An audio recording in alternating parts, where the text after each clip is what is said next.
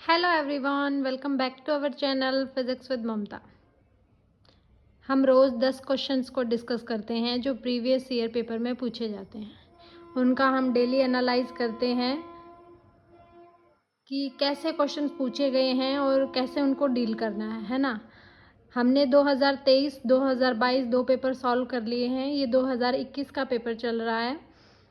और आपको ये सेशंस कैसे लग रहे हैं आप कमेंट करके ज़रूर बताया करें। अपने पॉजिटिव कमेंट करना बिल्कुल ना भूलें, जैसे मैं आपकी क्लास लेना कभी नहीं भूलती हूँ। तो let's start our question number 21 क्या है। स्टेटमेंट ए गिवन है जो कहती है an electric heater draws more current when it is first turn on as compare to when it is fully hot. ये कहता है कि एक इलेक्ट्रिक हीटर को जब हम शुरू में ऑन करते हैं तो वो ज़्यादा करंट लेता है, लेकिन जब वो गर्म हो जाता है तो वो क्या करता है, उसके कंपैरिजन में जब वो गर्म हो जाता है तो वो करंट क्या करता है, कम ड्रॉन करता है। क्या ये बात सही है? बिल्कुल सही है कि जब शुरू में जब हम मीटर ऑन करते हैं तो क्या होता है, टेम्परेचर कम होता है। जैसे जैसे टेम्परेचर बढ़ेगा तो आपके पास रेजिस्टेंस बढ़ेगा, रेजिस्टेंस बढ़ने से करंट क्या हो जाएगा, कम हो जाएगा। तो इसका मतलब जब वो फुल गर्म हो जाएगा तो वो क्या करेगा, लेस करंट को ड्रा करेगा। तो first statement is correct. Second देखते हैं। सेकंड क्या कहती है कि जो पोटेंशियल ड्रॉप है अक्रॉस द हीटर इंक्रीज करती है with the increase in temperature. नहीं, ये स्टेटमेंट गलत है, क्योंकि हमें पता है जब हम टेम्परेचर का इंक्रीज करते हैं तो कौन इंक्रीज हो रहा है, रेजिस्टेंस इंक्रीज हो रहा है और करंट क्या हो रहा है, डिक्रीज हो रहा है। According to Ohm's law V is equal to IR। एक चीज़ बढ़ रही है एक चीज़ घट रही है तो V क्या रहेगा, कांस्टेंट या फिर फिक्स्ड। इसका मतलब बी स्टेटमेंट आपकी क्या हो जाएगी, रॉन्ग। तो इसका आंसर रहेगा स्टेटमेंट थर्ड की स्टेटमेंट ए तो ट्रू है और स्टेटमेंट जो बी है वो आपकी क्या हो जाएगी, रॉन्ग। नेक्स्ट क्वेश्चन है क्वेश्चन नंबर 22। ये क्वेश्चन नेट लेवल का क्वेश्चन है। आजकल तो ये IITs MSc जब हम करते हैं अच्छे इंस्टीट्यूट से तो उनमें भी ये क्वेश्चंस बहुत पूछा जाता है, लेकिन ये +2 का क्वेश्चन नहीं है, बेसिकली उससे हायर लेवल का क्वेश्चन है। इस क्वेश्चन पे मैंने एक वीडियो भी करवा रखी है, electromagnetic waves in a free space. उसमें मैंने डिटेल में बताया हुआ है कि EB वेव वेक्टर इन सब की डायरेक्शंस कैसे फाइंड आउट करनी होती है। वो वीडियो भी आप देख सकते हैं, ठीक है, उसका लिंक दे दूंगी मैं डिस्क्रिप्शन में। क्वेश्चन डिस्कस करते हैं। एक इलेक्ट्रिक फील्ड है जो एसोसिएटेड है एक इलेक्ट्रोमैग्नेटिक वेव से, और वेव कहाँ ट्रैवल कर रही है, फ्री स्पेस में। फ्री स्पेस क्या होता है, जिसमें चार्ज डेंसिटी क्या हो, ज़ीरो। इसमें इलेक्ट्रिक फील्ड आपको गिवन है E is equal to E nought. E nought क्या है, maximum value of electric field, sine KZ minus omega t of J cap. मतलब इलेक्ट्रिक फील्ड किस डायरेक्शन में है, Y डायरेक्शन में या फिर J डायरेक्शन में है। और इसने पूछा है कि मैग्नेटिक फील्ड किस डायरेक्शन में होगा। तो सबसे पहले तो आपको ये पता होना चाहिए कि ये वेव किस डायरेक्शन में ट्रैवल कर रही है। तो जब भी कोई वेव को किस डायरेक्शन में ट्रैवल कर रही है उसको निकालना हो तो हम क्या करते हैं, उसके फेज डिफरेंस को इक्वल टू 0। इसका फेज कौन है, साइन फाई। मतलब ये जो फाई है KZ माइनस ओमेगा टी, ये आपका क्या है, फेज डिफरेंस। अगर मैं इसको 0 के इक्वल पुट कर दूं तो KZ किसके इक्वल आएगा, ओमेगा टी। टाइम जो भी वैल्यू होती है टाइम की वो हमेशा हम क्या लेते हैं, पॉजिटिव। तो ओमेगा टी तो हमेशा ही आपको पॉजिटिव रखना है। तो इसका मतलब ये जो वेव है ये किस डायरेक्शन में मूव कर रही है, Z डायरेक्शन में। KZ है ना, तो इस वेव वेक्टर की डायरेक्शन क्या है, Z डायरेक्शन है। ये Z डायरेक्शन में आपके पास क्या कर रही है, मूव कर रही है। अगर मैं आपको ये दे देती KZ प्लस ओमेगा टी, इस की डायरेक्शन क्या होगी, तो मैंने बताया इस फेज फैक्टर को इक्वल टू रखना है 0 के, और टाइम फैक्टर हमेशा क्या रखना है, पॉजिटिव। तो इसका मतलब नेगेटिव कौन होगा, K वेक्टर। तो इसका मतलब ये जो डायरेक्शन होगी वेव की वो क्या होगी, minus of the Z direction. लेकिन इस गिवन क्वेश्चन में आपके पास जो वेव वेक्टर की डायरेक्शन होगी वो किसकी होगी, Z डायरेक्शन में। हमें पता है जो मैग्नेटिक फील्ड B होता है उसको हम लिख सकते हैं K क्रॉस E। तो अगर आपको ये एक्सप्रेशन पता है तो आप देखो ऑप्शंस में आपके पास जो मैग्नीट्यूड है सब में कांस्टेंट है, E0/C, E0/C, E0/C, सिर्फ डायरेक्शन का डिफर है। तो K क्रॉस E, K किस डायरेक्शन में बताया मैंने, पॉजिटिव Z डायरेक्शन में, और E किस डायरेक्शन में है, पॉजिटिव Y डायरेक्शन में। तो हमारे पास Z मतलब K vector, K cross J cap क्या होगा, K cross J cap should be minus I, क्योंकि ये साइक्लिक ऑर्डर में नहीं है ना। हमें पता है I क्रॉस J क्या होता है, पॉजिटिव K। जे क्रॉस के होता है पॉजिटिव आई, आई क्रॉस जे क्या होता है पॉजिटिव के, है ना। लेकिन अगर ये आपके पास साइक्लिक ना हो, पहले जे आना चाहिए था फिर के आना चाहिए, या के बाद क्या आना चाहिए था आई, तो ये साइक्लिक नहीं है ऑर्डर, तो इसका मतलब एक नेगेटिव साइन आएगा, तो माइनस आई डायरेक्शन में जो मैग्नेटिक फील्ड है वो होगा। तो हम ऑप्शन अगर देखें तो माइनस आई डायरेक्शन किस में है, सिर्फ ऑप्शन ए में है, तो इसका मतलब ऑप्शन ए क्या हो जाएगा, करेक्ट हो जाएगा। ये क्वेश्चन शॉर्टकट में आप इस तरीके से कर सकते हो। डिटेल में अगर मैं इसको बताऊं तो हमें पता है इलेक्ट्रिक फील्ड गिवन है किस डायरेक्शन में, इस डायरेक्शन में, और इसका मैग्नीट्यूड आपको क्या गिवन है, E is equal to E not E power iota K X minus omega T, sorry K Z है था ना, के जेड माइनस ओमेगा टी, ये आपको गिवन था के जेड माइनस ओमेगा टी। हमें पता है मैक्सवेल की थर्ड इक्वेशन क्या बताती है, curl of an electric field should be equal to minus of curly B by curly t. अगर ये इक्वेशन आपके पास, और डेल वेक्टर क्या शो करता है, करली बाई करली एक्स, मतलब स्पेस कोऑर्डिनेट्स के साथ उसका डेरिवेटिव, तो कर्ल क्या होगा, इसका कर्ल कैसे लिख सकते हो, कर्ल ऑफ ई, तो ये आपके पास क्या आएगा, इस ई का आप क्या कर लो, कर्ल ले लो, तो ये क्या आएगा, आयटा के क्रॉस ई, तो कर्ल ऑफ ई क्या होगा, आयटा के क्रॉस ई। अगर मैं इन दोनों को कंपेयर करूं तो ये डेल्टा किसके इक्वल आ गया, आई के। और सिमिलरली अगर मैं करली बाय करली टी ऑपरेटर को ऑपरेट करवाऊं, कंपेयर कराऊं, तो ये क्या आएगा, माइनस आयोटा ओमेगा।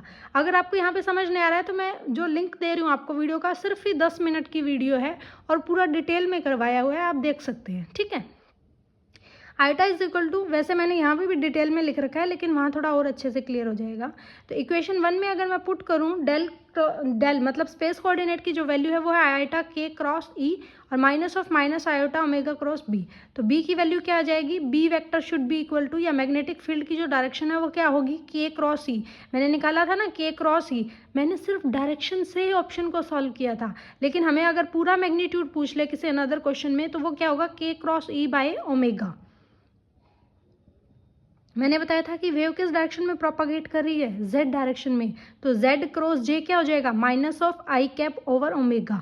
हमें पता है अगर के ई नोट सेम फंक्शन आएगा, ई नोट के बाय ओमेगा, के बाय ओमेगा की वैल्यू क्या होती है 1 बाय सी, क्योंकि के की वैल्यू क्या होती है 2 पाई बाय लेमडा, ओमेगा की वैल्यू क्या होती है 2 पाई बाय न्यू। जब आप इसको सॉल्व करोगे तो आपके पास इसकी वैल्यू क्या आएगी, माइनस 1 बाय सी, सॉरी पॉजिटिव 1 बाय सी, तो आपका जो वैल्यू होगा वो क्या होगा, माइनस ई नोट बाय सी साइन के Z minus omega t of I cap. हम सिर्फ डायरेक्शन से भी निकाल सकते थे, क्यों, क्योंकि ऑप्शंस में सारे मैग्नीट्यूड सेम थे। अगर वो सी की जगह सी स्क्वायर, सी क्यूब या कुछ अनदर करता तो हमें इस पूरे फॉर्मूले का पता होना चाहिए। तो इसके लिए आप पूरा फॉर्मूला भी याद रख सकते हैं, बहुत इजी है। ये तो मैंने यहाँ पे बताया सिर्फ मैग्नेटिक, अगर इलेक्ट्रिक फील्ड गिवन है तो मैग्नेटिक फील्ड वेक्टर की वैल्यू या मैग्नेटिक फील्ड वेक्टर की डायरेक्शन आप कैसे निकाल सकते हैं। अगर आपको बी गिवन है और ई पूछ ले तो उसके लिए एक अलग फॉर्मूला होगा, वो उस वीडियो में भी मैंने करवाया है, तो आप ज़रूर से उस वीडियो को जाएँ, 10 ही मिनट की है, electromagnetic wave in a free space, ठीक है। नेक्स्ट है क्वेश्चन नंबर 23। हमारे पास क्या है, एक स्मॉल लाइट बल्ब है 3 metre to the left of by convex lens. हमारे पास क्या है, एक ऐसा बाई कन्वेक्स लेंस है जिसमें हमारे पास क्या है, लेफ्ट में इमेज डिस्टेंस दे रखा है ना 3 मीटर, और ये एक इमेज बनाता है 2 metre of the right of the lens, lens के राइट में ये एक इमेज बनाता है 2 मीटर। जो लेंस है वो मेडअप है एक ट्रांसपेरेंट मटेरियल से जिसका रिफ्रैक्टिव इंडेक्स आपको गिवन है म्यू इज इक्वल टू 1.4। तो अगर इसकी दोनों सरफेस की इक्वल रेडियस ऑफ कर्वेचर है तो हमें क्या बताना है, इसका रेडियस ऑफ कर्वेचर बताना है। तो अगर आप बाई कन्वेक्स लेंस ले रहे हो, आपको इमेज डिस्टेंस दिया है और ऑब्जेक्ट डिस्टेंस दिया है, तो फॉर्मूला क्या होता है लेंस में, 1/f is equal to 1/v minus 1/u। हमें पता है according to the sign convention object distance किस में होती है, लेफ्ट साइड, तो u को क्या कर देते हैं माइनस ऑफ u, तो ये बनेगा 1/f 1/v प्लस 1/u। तो यहाँ से अगर आप इसको सॉल्व करके इसकी वैल्यू फाइंड आउट करना चाहो तो ये क्या आएगी, 1/f की वैल्यू आ जाएगी 6/5। हमें क्या पता है कि बाई कन्वेक्स लेंस है और जिसकी रेडियस ऑफ कर्वेचर्स क्या है सेम, तो मतलब R1 R2 क्या है, R के इक्वल, और रिफ्रैक्टिव इंडेक्स गिवन है -1। जब आपको दो सरफेसेस दी हो, ये तो इसने कहा कि दोनों ही बाई कन्वेक्स लेंस है, तो दोनों ही कन्वेक्स लेंस की रेडियस ऑफ कर्वेचर है, मतलब दोनों का रेडियस ऑफ कर्वेचर क्या है सेम, तो मतलब 1/r1 क्या होगा r, और 1/r2 भी क्या होगा r। तो आप फॉर्मूला यूज़ करोगे 1/f that is equal to mu minus 1/r1 plus 1/r2। Mu की वैल्यू आपको गिवन है, 1/f आप हमने फाइंड आउट कर लिया, तो यहाँ पे वैल्यूज़ पुट कर देंगे तो ये क्या आएगा, r की वैल्यू निकल जाएगी दैट इज 0.96 मीटर। ठीक है, हो सकता है अगर वो कह दे एक कन्वेक्स और एक कनकेव आपके पास क्या है, रेडियस ऑफ कर्वेचर है, तो उस केस में यहाँ पे हमें अगर कन्वेक्स है तो रेडियस ऑफ कर्वेचर पॉजिटिव होता है, अगर कनकेव होगा तो रेडियस ऑफ कर्वेचर क्या होगा, नेगेटिव होगा। तो उससे वो सिंबल यूज़ करने पड़ेंगे और आर की जो वैल्यू गिवन है उस हिसाब से आप निकाल सकते हैं। ठीक है, तो इस मेरे हिसाब से इस फॉर्मूले पे एक दो क्वेश्चन आपको और ट्राई कर लेने चाहिए। ये तो सिर्फ बाई कन्वेक्स का है, अगर आप कन्वेक्स और कनकेव का भी करते हैं या फिर प्लेनो कन्वेक्स का करते हैं तो वो ज़्यादा ठीक रहेगा, मतलब आने के उनके चांसेस रहते हैं। तो ये आप कर सकते हैं, ये इंपॉर्टेंट फॉर्मूला है, हमने देखा था ये 23 में भी पूछा हुआ था, हाँ 23 में पूछा हुआ था। क्वेश्चन नंबर है 24, ये क्या कहता है, the susceptibility of a diamagnetic material क्या होती है, पॉजिटिव होती है, प्रोपोर्शनल टू द टेम्परेचर होती है, या नेगेटिव होती है, या प्रोपोर्शनल टू द टेम्परेचर होती है। थर्ड ऑप्शन है पॉजिटिव होती है या inversely proportional to the temperature होती है, या फिर नेगेटिव या practically independent of the temperature. तो डायटोमिक मटेरियल्स होते कौन से हैं, ये वो मटेरियल्स होते हैं जिसमें हमारे पास क्या होते हैं, पेयर्ड नंबर ऑफ इलेक्ट्रॉन्स होते हैं, सारे इलेक्ट्रॉन्स क्या होते हैं, पेयर्ड होते हैं। तो नेट आपके पास इसमें मैग्नेटिक मोमेंट क्या होता है, ज़ीरो होता है। तो उस वजह से इसमें जो ससेप्टेबिलिटी होती है वो क्या होती है, नेगेटिव होती है, बहुत कम होती है और लेस देन 1 होती है। और ये क्या होती है, प्रैक्टिकली इंडिपेंडेंट ऑफ टेम्परेचर होती है। अगर वो पूछ ले the susceptibility of a paramagnetic material, तो पैरामैग्नेटिक मटेरियल कौन से होते हैं, जो अनपेयर्ड नंबर ऑफ इलेक्ट्रॉन से बनते होते हैं, जिसका कुछ ना कुछ नेट मैग्नेटिक मूवमेंट होता है, और जो क्या करते हैं, मैग्नेटिक फील्ड में रखने के बाद उस मैग्नेटिक फील्ड से अट्रैक्ट होते हैं, जबकि डायमैग्नेटिक क्या होते हैं, रिपेल्ड होते हैं।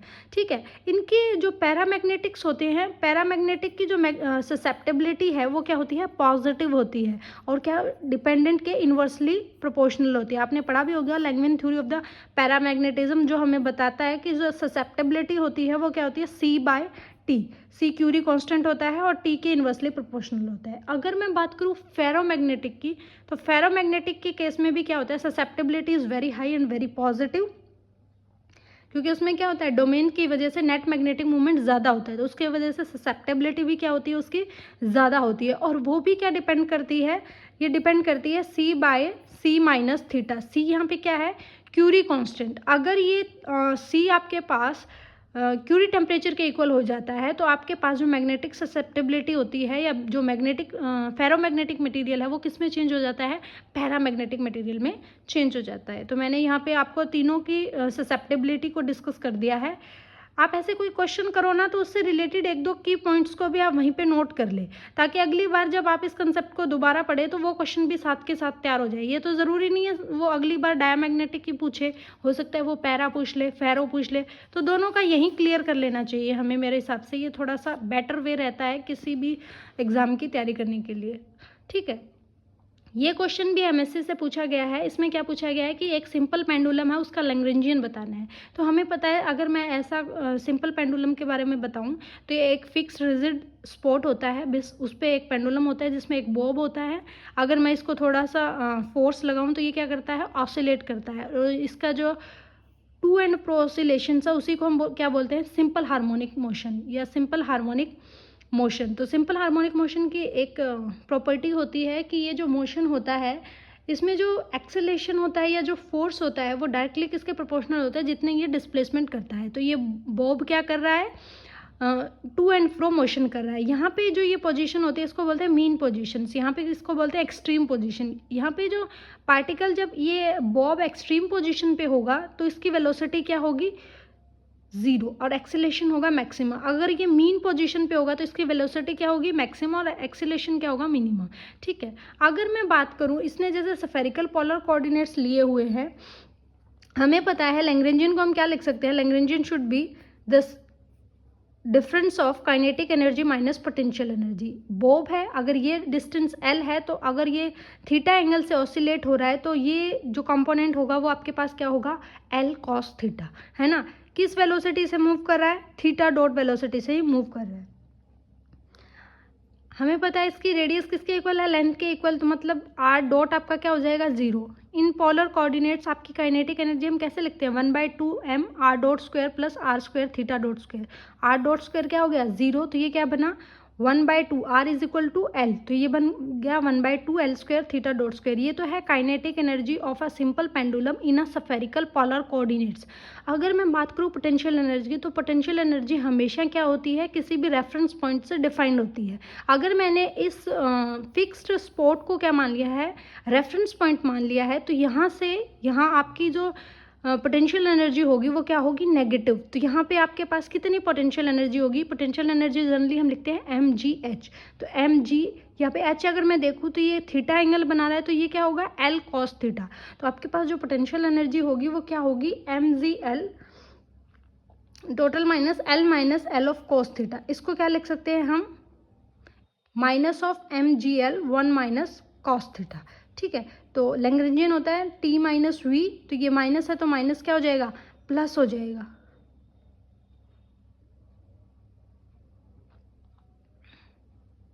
तो जो प्लस वाला ऑप्शन है वो सही जाएगा, ऑप्शन थर्ड इसका सही जाएगा, 1/2 ml square theta dot square plus mgl 1 minus cos theta. ठीक है, लैग्रेंजियन होता क्या है, एक स्केलर क्वांटिटी में होता है। लैग्रेंजियन कुछ नहीं, जस्ट आपका न्यूटन लॉ ऑफ मोशन की अनदर फॉर्म है।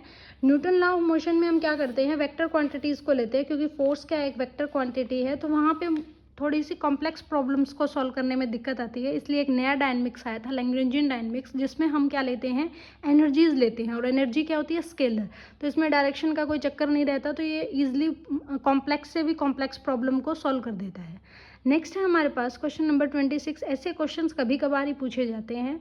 क्वेश्चन क्या है कि एक लेज़र बीम है जिसका अपर्चर आपको गिवन है और ये एमिट कर रहा है radiation of the wavelength lambda is equal to 500 nanometre. Wavelength को एमिट कर रहा है जिसकी आपको वेवलेंथ गिवन है रेडिएशन की, और एक अपर्चर आपको गिवन है। इसने पूछा है कि कितना सॉलिड एंगल बनाएगा वो कोन ऑफ बीम के साथ। मतलब अगर मैं एक लेज़र लाइट बना लूँ और वो अगर किसी अपर्चर से टकरा रही है तो वो कितना आपके पास ये कोन के साथ एंगल बनाएगी, वो आपसे पूछा है। तो हमें सॉलिड एंगल क्या होता है, एंगल जैसे थीटा बाय लैम्डा। तो यहाँ पे डी आपको गिवन है, theta is equal to D by lambda. D आपको अपर्चर का डिस्टेंस गिवन है और वेवलेंथ गिवन है, तो आपके पास जो सॉलिड एंगल होगा वो क्या होगा, that should be equal to 2.10⁻⁵। लेकिन ये आंसर नहीं है, ये सॉलिड एंगल तो वो बीम के साथ बना रहा है, लेकिन इसने पूछा है कोन ऑफ इट्स बीम के साथ कितना एंगल होगा। ये जो सॉलिड एंगल होगा, उस सॉलिड एंगल को निकालने के लिए हमें क्या करना पड़ेगा कि 0 से थीटा और 0 से 2 पाई, ये किसके लिमिट है, फाई एंगल की। क्योंकि हमें पता है ना जो सॉलिड एंगल होता है वो कैसे लिखते हैं हम, 0 से थीटा लिमिट्स या 0 से 2 pi sine theta D theta D phi. ये आपके पास क्या होता है, सॉलिड एंगल को लिखने का तरीका होता है। तो अगर आपके पास थीटा की लिमिट्स तो हमें पता नहीं है 0 से डी थीटा है, क्योंकि थीटा तो आपको फाइंड आउट करना है, और ये आपको पता लग गया कितना है, सॉरी थीटा आपको यहाँ से हमने थीटा निकाल लिया, तो इतनी तो आपकी क्या होगी 0 से ये वाली रेंज और 0 से 2 pi sine D theta D phi. तो फाई का कोई कंपोनेंट नहीं है तो 2 पाई एज इट इज आएगा, और साइन का क्या होगा कॉस थीटा, लिमिट्स क्या 0 से थीटा, तो 0 पुट करेंगे तो ये क्या होगा 1 माइनस कॉस थीटा बन जाएगा, ये है ना। और हमें पता है अकॉर्डिंग टू द एक्सपेंशन हम क्या लिख सकते हैं, 2 पाई 1 माइनस कोस का एक्सपेंशन क्या होता है 1 minus theta square by 2। Further terms को अगर मैं नेग्लेक्ट कर दूं हायर टर्म्स को, तो ये क्या बनेगा 1 माइनस 1 ऑफ थीटा, तो ये क्या बनेगा 2 पाई थीटा स्क्वेयर बाय 2। तो थीटा की वैल्यू ये आपको गिवन है, पाई क्या है 3.14 इंटू 2.8 इंटू 10⁻⁵ का स्क्वेयर। जब आप इसको सॉल्व करोगे तो ये ऑप्शन रहेगा थर्ड ऑप्शन। इसमें गलती होने के चांसेस रहते हैं, क्योंकि कई बार क्वेश्चन में क्या होता है कि पहले ही अपना आंसर 2.8 इंटू 10⁻⁵ और ये ऑप्शन में भी है, तो हम स्किप कर जाते हैं, तो इसमें गलती रहती है। पर ये क्वेश्चन ऐसे कभी कभार ही पूछे जाते हैं, बस इसमें यही पता होना चाहिए कि सॉलिड एंगल को आप कैसे लिख सकते हैं। नेक्स्ट है question number 27। The power supply to a particle, power आपको गिवन है जो टाइम का फंक्शन है 3t² बाय 2। मास आपको गिवन है पार्टिकल का 2 kg, और इसने क्या कहा है कि velocity at t equal to 0 पे क्या है 0, और इस t इक्वल टू 2 सेकेंड पे आपको वेलोसिटी बतानी है। तो पावर आपको दी हुई है, पावर से आप क्या निकाल सकते हैं वर्क, और वर्क से वर्क एनर्जी थ्योरम से आप क्या निकाल सकते हैं वेलोसिटी। तो पावर आपको गिवन है, हमें पता है वर्क क्या होता है पावर इनटू रेट ऑफ कितना वर्क डन हो रहा है, तो आपके पास क्या होगा work should B integral of power into D T. तो पावर टी का फंक्शन है तो इंटीग्रल करेंगे टी क्यूब बाई 3, 3 से 3 कैंसिल हो गया, तो ये क्या बना टी क्यूब बाई 2 प्लस सी, एक इंटीग्रेशन कांस्टेंट। हमें पता है टाइम अगर 0 है तो वर्क भी क्या होगा 0, तो सी की वैल्यू भी क्या हो जाएगी 0। इसका मतलब वर्क क्या आएगा 1/2 ऑफ टी क्यूब। हमें पता है इसने क्या कहा वर्क आ गया 1/2 of T cube. According to work energy theorem, work energy theorem क्या कहती है work should be equal to final kinetic energy minus initial kinetic energy. तो फाइनल काइनेटिक एनर्जी क्या होगी है 1/2 mvf का स्क्वायर, और इनिशियल क्या होगी 0, क्योंकि इनिशियल वेलोसिटी क्या है 0, t इक्वल टू 0 पे। तो यहाँ से आपके v फाइनल का स्क्वायर क्या आ जाएगा 2 से 2 कैंसिल हो गया, ये बनेगा t क्यूब बाई m, है ना, और t की वैल्यू क्या है 2 सेकेंड, तो ये आएगा 8/2। 8/2 मतलब 4, और 4 का रूट 2, तो इसका मतलब फाइनल वेलोसिटी आपके पास कितनी आ जाएगी 2। तो ये आपके पास क्वेश्चन था, क्वेश्चन नंबर 27। नेक्स्ट हम करते हैं क्वेश्चन नंबर 28। एक आपके पास आइसबर्ग है जो फ्लोट कर रहा है ना sea water. What fraction of the volume of iceberg is visible about the water surface. Water surface से वो आइसबर्ग कितना विजिबल है वो आपको बताना है।